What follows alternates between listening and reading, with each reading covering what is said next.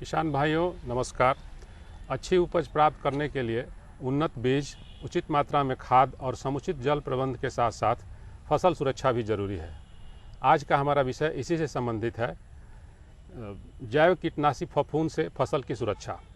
इस विषय पर जानकारी देने के लिए आज हमारे साथ हैं डॉक्टर UR सांगले, जो ICAR पटना में वरिष्ठ वैज्ञानिक हैं। सबसे पहले बताएं सर कि जैव कीटनाशी फफूंद क्या है तथा यह कितने प्रकार का होता है। तो जैव कीटनाशी जो है हम लोगों ने एक प्रकार का एक सूक्ष्म जीव है जिसमें हम लोग माइक्रो ऑर्गेनिज्म कहते हैं। और माइक्रो ऑर्गेनिज्म ये ऐसी है जीव कीटनाशक होता है कि जैसा कीट जो होती है इसके लिए फफूंद, जीवाणु और विषाणु ऐसी अलग अलग प्रकार की विभिन्न जाति की कीटनाशी होती है। और ये अपने कीट जो इंसेक्ट पेस्ट जो बोलते हैं हम लोग, उसके लिए कंट्रोल किया जाता है। जैसा कि हम लोगों ने अभी तक हम लोगों ने बहुत सारा रासायनिक दवाइयाँ वगैरह करके बहुत सारा यूज किया है। तो इसके रोकथाम के लिए हम बहुत सारी बीमारियाँ का प्रकोप बहुत बढ़ रहा है आदमी के लिए। हम लोग जैसा कि सब्जियों में चाहे नंबर ऑफ फसलें हैं, इसमें हम दवाई स्प्रे करते मतलब रासायनिक दवाई यूज़ करते, तो इसमें क्या है हम लोगों को बहुत सारे बीमारी के लिए फेस करना पड़ रहा है। तो इसलिए हम लोगों को जैविक कीटनाशी का उपयोग करना चाहिए, ताकि जैविक कीटनाशी से हम लोगों को कोई मतलब फ़ायदा ही होगा, लेकिन जो नुकसान जो है जैसा बीमारियाँ होना ये वो ऐसा टाइप का प्रकार नहीं रहेगा। और जो जैविक दवाइयाँ जो है ये अलग अलग प्रकार की होती है। जैसा जैविक कीटनाशी हम बताएंगे, एक तो होती है विषाणु से बनने वाली, मतलब जिसको वायरस बेस बताएंगे। एक होती है जीवाणु से, मतलब बैक्टीरिया से बनी हुई, और ये फफूंद से बनी हुई जैविक दवाई। मतलब अलग अलग प्रकार की 3 प्रकार की विभिन्न जातियाँ। और उसमें भी बहुत सारे, जैसा कि हम लोगों ने रासायनिक दवाई में बहुत सारे प्रकार देखे होंगे, जैसा एंडोसल्फान देखे थे, मैलाथिओन, अभी तो एंडोसल्फान अभी बैन है, लेकिन जैसा कि मैलाथिओन, मोनोक्रोटोफास, बाइविस्टीन, कार्बाइडिजिम, लेकिन वैसे ही जैविक दवाई में भी अलग अलग प्रकार की जैविक दवाई है। जी। इसका उपयोग कौन कौन से कीट के प्रबंधन में किया जाता है सर? इसमें देखिए जैविक दवाइयाँ जो है कि हम लोगों ने अभी प्रयोगांतिक भी देखा है यहाँ पर हमारे ICAR रिसर्च फार्म में। मैं अभी 3 साल से ट्रायल कर ले रहा हूँ। जैसा कि रच चूसने वाले कीटों के लिए भी बहुत सारी दवाई का यूज़ होता है। और जैसा कि आपने चना छेदक जिसको बताएंगे हम, चना छेदक में हमने ये बार मतलब प्रयोग लिया है। और इसमें अलग अलग दवाई विभिन्न जैव कीटनाशी उपयोग में मतलब लाया है। वो लेबोरेटरी में कुछ बनाया है, कुछ मार्केट में जो प्रोडक्ट फार्मुलेशन जो था वो भी यूज़ किया है। तो उसमें ये बताएंगे कि जैसा बेविरिया बेसियाना हो गया, Nomuraea rileyi, Beauveria bassiana, Nomuraea rileyi, HNPV nucleoprotein virus, इसके ऊपर बोलेंगे हम हेलियोकार्पा न्यूक्लियोप्रोटीन वायरस, और BT बैसिलस थ्यूरोजेनेसिस। उसके साथ साथ में नमूरिया रिले, बेविरिया बेसियाना, वर्टिसिलम लेकानी, ये भी अच्छा है। लेकिन नमूरिया रिले जो नाम का फफूंद है ये हेलियोकार्पा आर्मीजेरा के लिए बहुत अच्छा पाया गया है। उसके साथ साथ में HNPV जिसको बताएंगे, ये मार्केट में अवेलेबल है, HNPV नाम से इसको बोलते हैं, हेलियोकार्पा न्यूक्लियोप्रोटीन वायरस। ऐसी प्रकार के और रच चूसने वाले कीड़े जैसा होते हैं, एफिड्स वगैरह, एफिड जासीड्स, थ्रिप्स वगैरह, इसके लिए बेविरिया बेसियाना और वर्टिसिलम लेकानी बेस्ट उपयोगी है। इसकी मात्रा क्या क्या है सर? हाँ, अभी देखिए कभी कभी हम लोग मौसम के हिसाब से जैविक कीटनाशी, मतलब उसको हवा, पानी और जैसा जैसा मौसम अनुकूल होता है उसी हिसाब से आप कभी देखिए खेत में जाके, हमारे किसान भाई को मैं एक बताना चाहूँगा कि जब हम लोग खेत में जाते तो देखा होगा आपने, मतलब कभी जैसा चना छेदक वगैरह है, या आपकी पत्ता गोभी, फूल गोभी जो होती है, इसमें आपने जो सुंडी जो होती है उसमें आपको ऑटोमेटिक मतलब नैसर्गिक नेचुरल से हिसाब से वो मरी हुई मिलेंगी आपको। तो उसके लिए जैसा नमूरिया रिले नाम का फफूंद है, उससे वो मरी हुई रहती। तो हम लोगों ने क्या किया, मतलब प्रयोगशाला में लाके उसका मतलब उसके एक्सपेरिमेंट किए, हमने प्रयोग किए है। उसके साथ साथ में हमने अप्लाई किया है। उसका अभी अच्छा डोज के लिए 5 ग्राम से 10 ग्राम मात्रा में बहुत ही अच्छा आपको इफेक्टिव पाया गया प्रति लीटर ऑफ वाटर। मतलब प्रति लीटर पानी में आपको 5 से 10 ग्राम मात्रा में लेना है। मतलब उसके बीच में डोज चलेगा, लेकिन 5 ग्राम बिल्कुल आप अवश्य लीजिए, ताकि आपका नमूरिया रिले नाम का फफूंद से आपको ये बहुत अच्छा बेनिफिशियल मिलेगा। और उसके साथ साथ में HNPV, इसका भी डोज हमने तय किया है। HNPV हेलियोकार्पा न्यूक्लियोप्रोटीन वायरस, ये मार्केट में अवेलेबल है। ये आप इसका जो क्वांटिटी मैं बताना चाहूँगा कि इसका भी 5 ml प्रति लीटर पानी में। और जो नमूरिया रिले जो है पाउडर फार्म में है, मतलब इसमें पाउडर फार्म में मिलेगा आपको, डस्ट फार्म में, और ये जो HNPV आपको लिक्विड फार्म में मिलेगा। इसके साथ साथ में मैं आपको एक बहुत अच्छी तरह की राय दूंगा कि कोई भी स्प्रे करने के टाइम में हम लोगों को उसमें कुछ चिकट, मतलब जो चिपकने वाला पदार्थ डालना चाहिए, जो उसमें मार्केट में अवेलेबल है। 1 ml प्रति लीटर पानी में हम लोगों को यूज़ करना चाहिए।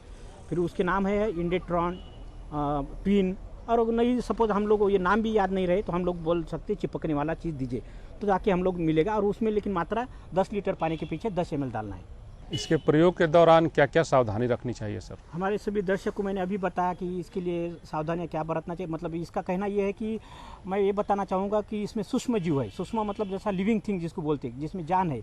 जैसा हम लोगों को जैसा कि मौसम के हिसाब से जैसा परेशानियाँ होती वैसा ही इसमें परेशानियाँ होती। तो इसके लिए हम लोगों को जैसा मौसम बदलता उसी हिसाब से इसको मोस्टली क्या है, हम लोगों को सुबह के टाइम में इसको मतलब स्प्रे करना चाहिए, या एक तो शाम के टाइम में जब सूरज की किरण रहती है उस टाइम में इसको मतलब फवारनी नहीं करना चाहिए, स्प्रे करना नहीं चाहिए। उसके साथ साथ में इसका जो जहाँ पे हम रखने के लिए बहुत सावधानियाँ बरतना चाहिए। जैसा कि जहाँ पर आपको कोल्ड मतलब जगह होंगी, जैसा रूम टेम्परेचर जो बताएंगे 25 से 28 डिग्री टेम्परेचर पे रखना चाहिए। ज़्यादा गर्मी में नहीं रखना चाहिए। सूरज की किरणें से इसको अवॉइड करना चाहिए, सूरज की किरण नहीं लगने देना चाहिए। और उसके साथ साथ में जो कुछ हम इसकी दवाई स्प्रे करेंगे उसमें सूरज के बचाव से हम शाम या सुबह के टाइम में इसका फवारनी करना चाहिए। दूसरे साथ साथ में जब क्लाउडी मतलब जहाँ पे ज़्यादा मतलब हम लोगों को ज़्यादा रिजल्ट उस टाइम में मिलेंगे जब हमारा फॉगी या जैसा क्लाउडी वेदर होता है, जैसा ऊपर में बादल होते हैं, बारिश होता है, उस टाइम में स्प्रे करेंगे तो बहुत ही अच्छा फ़ायदेमंद आपको इसका 100% इसका रिजल्ट हम लोगों को मिलेगा। बाजार में इसकी उपलब्धता के बारे में किसान भाइयों को थोड़ा बताएं। हाँ, ये बहुत ही महत्वपूर्ण है कि देखिए, क्योंकि हम लोग मार्केट में ये अभी कुछ पैमाने में चालू हुआ है, मार्केट में इसका प्रोडक्ट आया है। लेकिन हम लोगों को देखिए इसमें अलग अलग नाम की दवाई है। जैसा मैंने बताया कि आपको फफूंद से बनने वाली दवाइयाँ, तो फफूंद से जैविक कीटनाशी जो बताएंगे ब्यूवेरिया बेसियाना, नमूरिया रिले, वर्टिशियम लेकेनी ऐसी नाम की है। और आप वैसे विषाणु से बनने वाली दवाई बोलेंगे तो हेलियोकार्पा न्यूक्लियोप्रोटीन वायरस, ये मार्केट में उपलब्ध है। उसके साथ साथ में जीवाणु मतलब जिससे बैक्टीरिया हम बताएंगे, बैक्टीरिया से बनने वाली जैसा बीटी बोलेंगे हम, बैसिलस थ्यूरोजेनेसिस, ये हो गया कीटनाशक या जैविक कीटनाशी के लिए सब उपलब्ध है। लेकिन कंपनी के नाम अलग अलग हो सकते हैं, लेकिन आपको ये भी पता नहीं होगा तो हम ये बता सकेंगे कि ब्यूवेरिया बेसियाना मांगी है। मेटाराइजियम जैसा कि हम लोग दीमक के लिए बताएंगे तो मेटाराइजियम एनोसोफिली बहुत अच्छा है, दीमक कंट्रोल हो जाता है। और नमूरिया रिले, ब्यूवेरिया बेसियाना नाम लीजिए तो उसी हिसाब से आपको जैविक दवाएँ मिलेंगी। उसके साथ साथ में बीटी नाम की जो जैविक दवाई है, बीटी आपको सभी फार्मूलेशन अवेलेबल है। इसकी मात्रा आप 1 किलोग्राम प्रति हेक्टेयर में आपको यूज़ करना चाहिए। इसके संबंध में किसान भाइयों को समसामयिक सुझाव दे सकते हैं सर, क्या दे सकते हैं सर? हाँ, हमने अभी तक आपको पूरा वर्गीकरण बताया जैविक कीटनाशी के बारे में, लेकिन मैं ये बताना चाहूँगा कि जैविक कीटनाशी एक अलग प्रकार की होती है और जैव फफूंदीनाशक अलग है। मतलब फफूंदीनाशक मतलब मिट्टी से होने वाली बीमारी के लिए जो रोकथाम होता है उससे बोलेंगे हम जैविक फफूंदीनाशक। और कीटनाशी मतलब कीट व्याधि जो होती है, जैसा इंसेक्ट पेस्ट जो होती है, उसको मारने के लिए अलग दवाइयाँ होती है। और मिट्टी से होने वाली बीमारी के लिए जैसा हम लोग बहुत नाम सुना है ट्राइकोडर्मा, तो ट्राइकोडर्मा का भी एक अलग आप लोगों ने बहुत सारे सुने होंगे, बहुत सारा लिया होगा। लेकिन हम लोग ये बताना चाहूँगा मैं कि जितनी कुछ जैविक दवाइयाँ है, जितना कुछ जैविक कीट फफूंदीनाशक है, इसमें हम लोगों को रिजल्ट नहीं मिल पा रहा है। मतलब उसका प्रयोग अंति करने के बावजूद उसका रिजल्ट नहीं मिल पा रहा है। लेकिन मैं ये आपको ये आज सुझाव या राय ये बताना चाहूँगा कि देखिए इसका जो फार्मूलेशन है टोटल डिपेंड ऑन मतलब इन्वायरमेंट, क्लाइमेट पर डिपेंड है। और हम लोगों को जैसा कि मैंने बताया कि आपको कैसे मतलब सावधानियां बरतना चाहिए, कैसा कौन से टाइम में आपको फवारनी करना है, स्प्रे करना चाहिए, फार्मूलेशन मतलब मार्केट में कैसा मिलता है उस पर भी बहुत डिपेंड है। मैं तो ये बताना चाहूँगा यहाँ पर कि हमारे जो अभी एजुकेटेड या रूरल यूथ जो है, इन्होंने सपोज ये स्मॉल स्केल पे जैसा कुछ विलेज वाइज या तहसील पे ब्लॉक वाइज जब ये प्रोडक्ट फार्मूलेशन जो है प्रोडक्ट चालू करेंगे तो इसके 100% आपको मैं एक गारंटी के साथ बताता हूँ कि इसका रिजल्ट आपको 100% मिलेगा। लेकिन उसमें स्मॉल स्केल पे हमें ये दवाइयाँ बनाना चाहिए। अभी क्या है, बहुत जैसा दिल्ली का प्रोडक्ट यहाँ पर आएगा या कहीं वहाँ पर का मतलब कलकत्ता का प्रोडक्ट यहाँ पर आएगा, तो उसमें थोड़ा सा हम लोगों को उसका रिजल्ट मिलना थोड़ा सा नामुमकिन हो रहा है। लेकिन तो भी कुछ दिन के बाद मिलेगा। लेकिन मैं ये राय दूंगा कि हम लोगों ने ये एडॉप्शन मतलब ये टेक्नोलॉजी जो है जैविक कीटनाशी, जैविक फफूंदीनाशी का एडॉप्शन करना चाहिए, ताकि केमिकल के वजह से इसमें रेजिस्टेंट पावर आ रखी है। और हम लोगों ने देखा ही होगा आप लोगों ने कि हम लोग भी खुद मतलब आयुर्वेदिक की तरफ जा रहे हैं, होम्योपैथिक की तरफ जा रहे हैं, एक्सरसाइज कर रहे हैं, नए नए योगा कर रहे हैं। तो इसी का मतलब हम लोगों को ये जैविक कीटनाशी अप्लाई करना चाहिए, ताकि हम लोगों का एक अच्छा उत्पादन या मतलब रोग मुक्त उत्पादन मिलेगा। उसके साथ साथ में बीमारी का और कीटों का भी इसमें प्रबंधन हो जाएगा। आज के अंक में किसान भाई इतना ही। अगले अंक में हम फिर मिलेंगे एक नए विषय के साथ। तब तक के लिए इजाज़त, धन्यवाद।